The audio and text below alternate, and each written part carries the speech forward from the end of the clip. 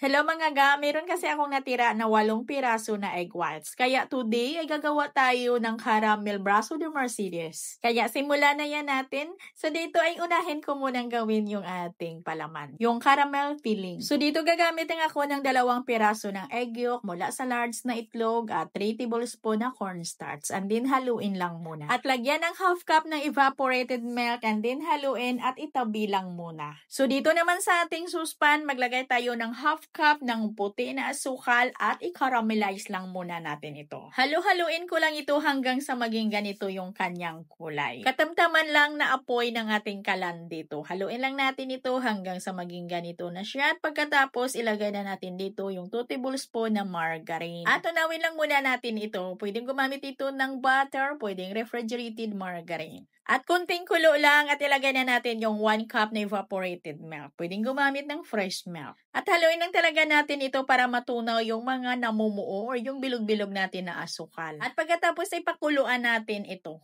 Isang kulo lang ay pwede na nating ilagay yung tinunaw natin kanina na cornstarch. Diretso lang talaga natin itong haluin hanggang sa ito'y lumapot. At pag ito'y lumapot na ay lutuin pa natin ng mga 1 or 2 minuto. At pagkatapos ay kung ganito na yung kanyang consistency ay palamigin na muna natin. Gawa muna tayo ng ating mirang. So dito ito yung ating 8 piraso na egg whites at mula ito sa large na itlog at lagyan ko ito ng 1 teaspoon ng cream of tartar.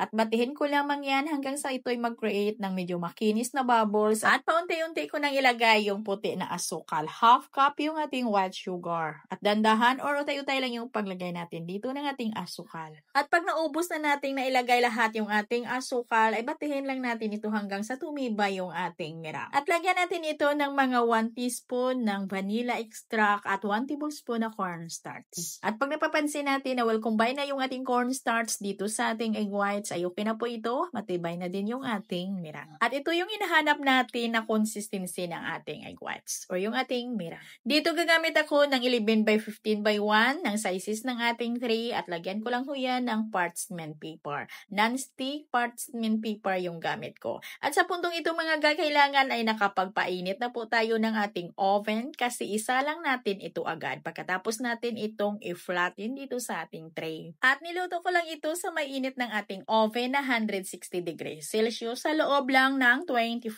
minutes. Pero mga depende pa rin ho yan sa gamit natin na oven ha, yung pagluluto natin dito. At pag ito'y malamig na, ay saka ko na lang ito baliktarin. At bago ko yan baliktarin, ay magdas ako dito sa ibabaw ng powdered milk.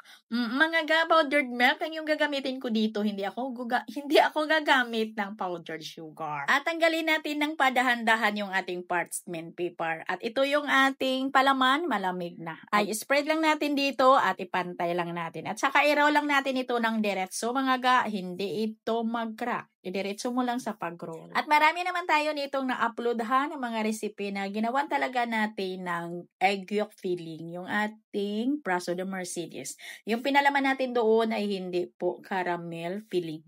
At hanggang dito lang yung ating video. Ito pong muli ang inyong kainday. Maraming salamat at bye-bye.